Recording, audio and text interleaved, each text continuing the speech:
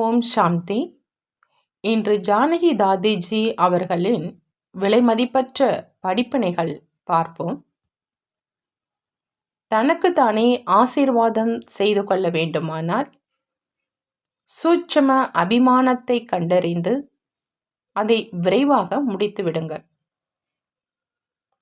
தனது அவஸ்தாவை, அதாவது தனது நிலையை ஆடாத அசையாததாக ஆக்கிக் கொண்டால் சமயம் சங்கல்பம் ஒருபொழுதும் வீணாகி போகாது.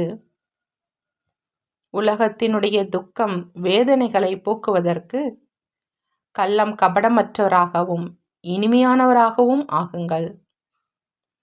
தாய்க்கு சமமாக பாலனை கொடுங்கள். அதிகம் யோசிப்பதால், பேசுவதால் மற்றும் கவலைப்படுவதால் சக்தி செலவாகின்றது. அமைதியாக இருந்தால் சக்தி சேமிப்பாகும். பரசிந்தனை மற்றும் வெறுப்பின் பார்வையை முடித்திட்டு சுய சிந்தனை மற்றும் பிரபு சிந்தனை செய்யுங்கள். அதிர்ஷ்டசாலியாகவும் ஆனந்தம் நிறைந்தவராகவும் இருக்க வேண்டுமானால் பாபாவினுடைய ஆசீர்வாதங்களை பெற்றுக்கொண்டே செல்லுங்கள். மற்றவர்கள் செய்த தவறு உள்ளத்தில் இருக்கக்கூடாது. உள்ளத்தை தூய்மையாக வைத்தால் சுகமாக இருப்பீர்கள். தபஸ்வி ஆவதற்கு தியாகி ஆகுங்கள்.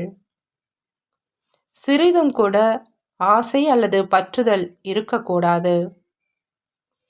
தனது ஸ்திதியை உயர்ந்ததாக ஆக்க வேண்டுமானால் நினைவில் இருப்பதற்கான குப்த அபியாசம் செய்து கொண்டே இருங்கள்.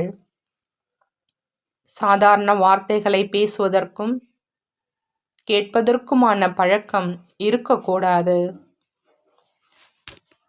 தனது தூய்மையான பார்வை விருத்தி மூலம் தங்களுக்குள் நல்ல அணுகுமுறையினால் தனது சம்பூர்ண நிலையை அருகில் கொண்டு வாருங்கள்.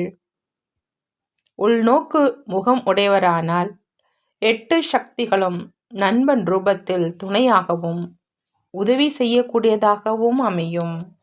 தாதிஜியினுடைய படிப்பினைகள் என்ன? சமயம் சங்கல்பம் ஒருபொழுதும் வீணாக போகாது. எப்பொழுது அப்படின்னா தன்னுடைய மனநிலை ஆடாத அசையாதாக இருக்கும் பொழுதுன்னு சொல்றாங்க.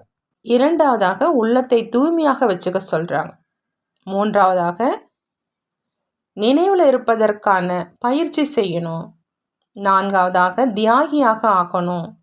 ஐந்தாவதாக சுப சிந்தனை மற்றும் பிரபு சிந்தனை செய்யணும். ஆறாவதாக தனக்கு தானே ஆசீர்வாதம் செய்து கொள்ளணும். ஏழாவதாக பாபாவினுடைய ஆசீர்வாதங்களை பெற்றுக்கிட்டே இருக்கணும். எட்டாவதாக உள்நோக்கு முகமுடையவர்கள் ஆகணும். 9வதாக தனது சம்பூர்ண நிலையை அருகில கொண்டு வரணும். 10வதாக தாய்க்கு சமமாக பாலனை கொடுக்கணும்.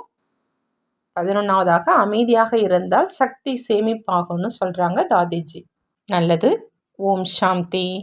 நன்றி பாபா. நன்றி.